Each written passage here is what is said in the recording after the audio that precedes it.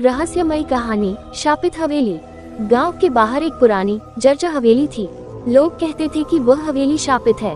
वहां के बारे में कई कहानियां थी, लेकिन सबसे डरावनी कहानी ये थी कि उस हवेली में एक आत्मा रहती है जो आधी रात को रोने की आवाजें करती है। कई साल पहले उस हवेली में ठाकुर राम प्रताप सिंह अपनी पत्नी सावित्री और बेटी सुहानी के साथ रहते थे। कहा जाता है कि उनकी बेटी की शादी की रात किसी रहस्यमय कारण से उसकी हत्या हो गई। इसके बाद ठाकुर ने भी अपने प्राण त्याग दिए।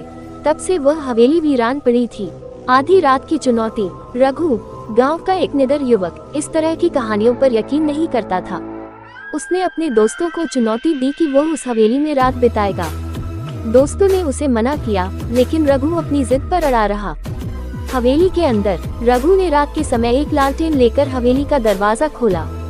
अंदर गहरी खामोशी थी। हवेली की दीवारों पर दरारें थीं और छत से मकड़ी के जाले लटके हुए थे। वह धीरे धीरे अंदर बढ़ा। रात के करीब 12 बजे अचानक हवेली में ठंडी हवा चलने लगी।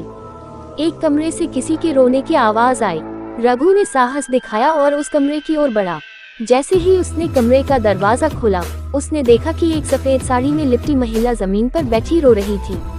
भूत से सामना। रघु ने हिम्मत करके पूछा, तुम कौन हो? महिला ने धीरे धीरे अपना चेहरा उठाया। उसकी आंखें खून जैसी लाल थीं।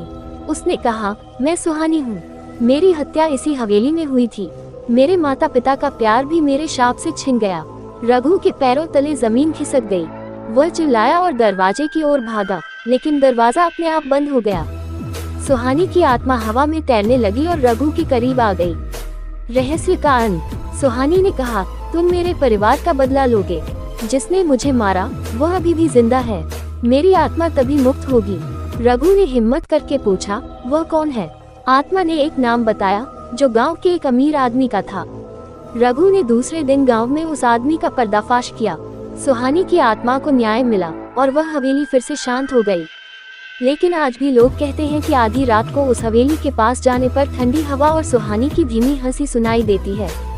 क्या आप उस हवेली में जाने की हिम्मत करेंगे?